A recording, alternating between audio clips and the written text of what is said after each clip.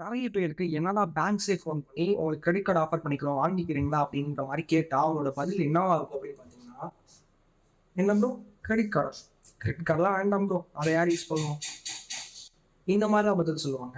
காரணம் என்ன அப்படின்னு கேட்டீங்கன்னா, கிரெடிட் கார்டு எப்படி சரியான வழியில யூஸ் பண்ணிக்கிறது, அதுல இருக்க பெனிஃபிட்ஸ் நமக்கு எப்படி ஒரு நல்ல பாசிட்டிவான ஒரு விஷயமா நம்ம மாத்திக்கிறது அப்படின்றத பத்தின ஒரு ஐடியா நிறைய பேருக்கு இருக்காது.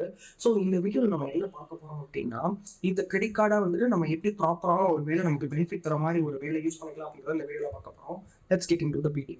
இப்போ ஆக்சுவலாக பார்த்தீங்கன்னா, கிரெடிட் கார்டை நான் யூஸ் பண்ண மாட்டேன், அது எனக்கு வேண்டாம் அப்படின்னு சொல்றவங்களோட அந்த பதில் என்னவா இருக்கும் அப்படின்னு பார்த்தீங்கன்னா, கிரெடிட் கார்டு முன்னாடி யூஸ் பண்ணவங்க கிட்ட கேட்டேன். அவங்க நிறைய பேர் என்ன சொன்னாங்க அப்படின்னா, நான் அதை யூஸ் பண்ணி நிறைய டெப்ட் வந்துச்சு, எனக்கு நிறைய கடனாளி ஆகிட்டேன், என்னால் அதை ரீபேவே பண்ண முடியல, அப்புறம் நிறைய இன்ட்ரெஸ்ட் கட்டி தான் அதை முடிச்சேன் அந்த அந்த கடனை அப்படின்ற மாதிரி சொல்லுவாங்க. இந்த மாதிரி விஷயம் நடக்கிறது தான் 90% ஆஃப் சான்சஸ்க்கு நிறையவே இருக்குது. காரணம் என்ன அப்படின்னு பார்த்தீங்கன்னா, இந்த தப்பெல்லாம் யாரோடது அப்படின்னு பார்த்தீங்கன்னா, நம்மளோட தான். ஆக்சுவலாக சொல்லப்போனால் பேங்க்கோடது கிடையாது. அவங்களுக்கு பர்ச்சேஸ் பண்ணுறதுக்கு ஒரு லிமிட் கொடுத்துருவாங்க. அந்த லிமிட்டை நீங்கள் யூட்டிலைஸ் பண்ணிடுறீங்க, அதை கரெக்டான ஒரு டேட்டில் ரீபே பண்ணுவீங்க. அதை ரீபே பண்ணுறதுக்கு உங்களோட பில்லிங் சைக்கிள் போது 1 to 35 days கிட்ட, 35 to 45 days கிட்ட உங்களுக்கு டைம் இருக்கும் நிறைய இருக்கு.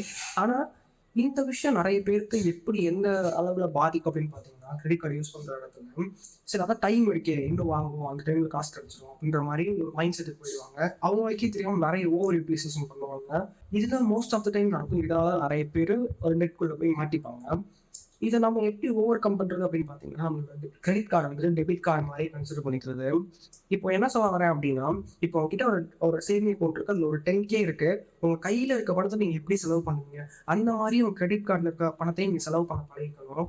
நம்மளே அறியாமல் அப்புறம் கட்டிக்கலாம் அப்படின்ற ஒரு மைண்ட் செட் இருந்துட்டோம் அப்படின்னா, இது வந்துட்டு ஒரு செயின் மாதிரி அப்படியே போய்கிட்டே தான் இருக்கும். நம்மளால் கண்ட்ரோல் பண்ணுறது ரொம்ப கஷ்டமாயிருக்கும். ஸோ நம்ம என்ன பண்ணலாம் அப்படின்னா, நம்மளோட கிரெடிட் கார்டையும் வந்துட்டு ஒரு டெபிட் கார்டு மாதிரியே கன்சிடர் பண்ணிக்கணும். காரணம் என்ன அப்படின்னா, அது ஒரு பேங்க்கோட மணி. என்னதான் அவங்க டைம் கொடுத்தாலுமே அந்த டைம்குள்ளே நீங்கள் பே பண்ணணும். ஏன்னா அது இன்னொருத்தவங்களோட மணி, அந்த ரெஸ்பான்சிபிலிட்டி நமக்கு இருக்கணும். அதுவும் இல்லாமல் நம்ம குறிப்பிட்ட டைம், அந்த நீங்கள் எப்போ பொருள் வாங்குறீங்க அப்படின்றத பொறுத்து உங்களுக்கு 1 to 45 days வரை டைம் இருக்கும். அந்த டைமை நீங்கள் மிஸ் பண்ணிட்டீங்க அப்படின்னா, உங்களுக்கு இன்ட்ரெஸ்ட்லாம் எப்படி இருக்கும் அப்படின்னு பார்த்தா, கிட்டத்தட்ட 35 to 40% இன்ட்ரெஸ்ட் இருக்கும்.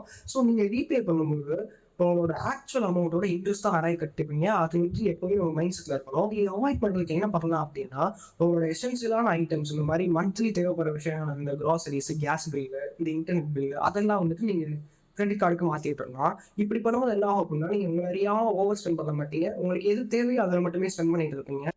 நெக்ஸ்ட் பாயிண்ட் என்ன அப்படின்னு பார்த்தீங்கன்னா, அவங்களோட இப்போ எந்த பேங்க்ல நீங்கள் ஒரு கிரெடிட் கார்டு வாங்கி யூஸ் பண்ணிட்டு இருந்தோமே, அந்த அப்ளிகேஷனில் உங்களுக்கு வந்து லிமிட் செட் பண்ணுற மாதிரி ஒரு ஆப்ஷன் கொடுத்துருப்பாங்க. அதை மேக்ஸிமம் உங்களால் எந்த அளவுக்கு யூஸ் பண்ணிக்க முடியும் அந்த அளவுக்கு யூஸ் பண்ணிக்கோங்க. லிமிட்ஸ் எப்படி இருக்கும் அப்படின்னு பார்த்தீங்கன்னா, ஆன்லைன் டிரான்சாக்ஷனுக்கு இவ்வளோ யூஸ் பண்ணிக்கலாம், டேப் பண்ணுறதுக்கு, அதாவது ஸ்வைப் பண்ணுறதுக்கு இவ்வளோ யூஸ் பண்ணிக்கலாம், அந்த மாதிரிலாம் ஒரு சில இது கொடுத்துருப்பாங்க. அது வந்துட்டு உங்களோட தேவை எதுவோ அந்த அளவுக்கு நீங்கள் அதை யூஸ் பண்ணிக்கிற மாதிரி அந்த லிமிட்ஸை செட் பண்ணிடுவீங்க. இது ஒரு பெர்மனெண்ட்டான சொல்யூஷனா அப்படின்னு கேட்டீங்கன்னா கண்டிப்பாக கிடையாது. உங்களுக்கு எப்போ தேவைப்படுதோ அப்போ நீங்கள் அதை ஆஃப் பண்ணி நீங்கள் என்ன பண்ணி யூஸ் பண்ணிக்கலாம். நான் ஏன் இதை செட் பண்ணிக்க சொல்கிறேன் அப்படின்னா, ஆக்சுவலாக நீங்கள் அந்த ஆஃப் பண்ண போகிற அந்த ஒரு 2 மினிட்ஸ்லையாச்சும் நீங்கள் யோசிப்பீங்க, இந்த செலவு நமக்கு வந்து ரொம்ப தேவைதானா, இதை நம்ம கரெக்டாக பண்ணிட முடியும் அப்படின்னு ஒரு தாட் வரும். அதுக்குள்ளே அவங்களோட தாட்டை, அந்த வாங்கணுன்ற ஒரு ஆசையை வந்து மாற்றலாம். ஸோ ட்ரை பண்ணி பாருங்க.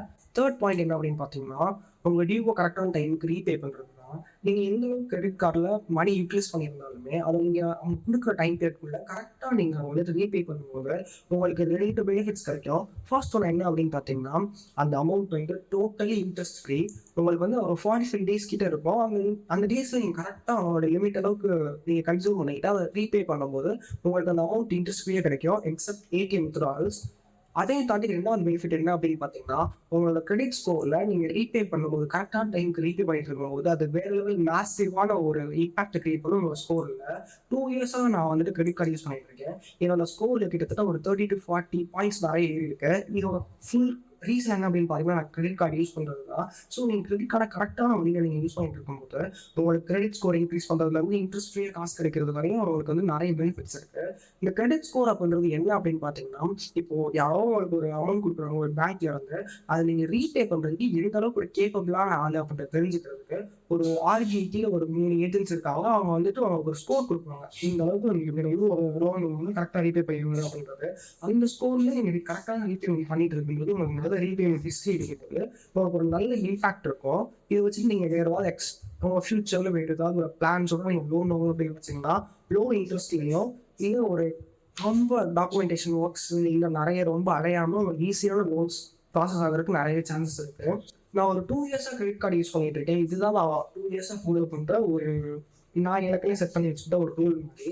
இதை தான் அவங்க போய் இந்த வீடியோவில் ஷேர் பண்ணியிருக்கேன். இந்த பாயிண்ட்ஸ்லாம் உங்களுக்கு யூஸ்ஃபுல்லாக இருக்கும் அப்படின்னு தோணுச்சுன்னா நம்ம வீடியோ லைக் போட்டுருங்க, நம்ம சேனலை சப்ஸ்கிரைப் பண்ணுங்க. நீங்கள் லைக் பண்ணி அது இந்த வீடியோவில் எதுவும் உங்களுக்கு பிடிச்சிருக்க போய் சொன்னீங்கன்னா அது என்ன கொஞ்சம் மோட்டிவேட் பண்ணுவோம். ஸோ அதெல்லாம் முடிஞ்சுன்னா ஒரு லைக் ஒரு கமெண்ட் பண்ணிடுங்க. பாய்.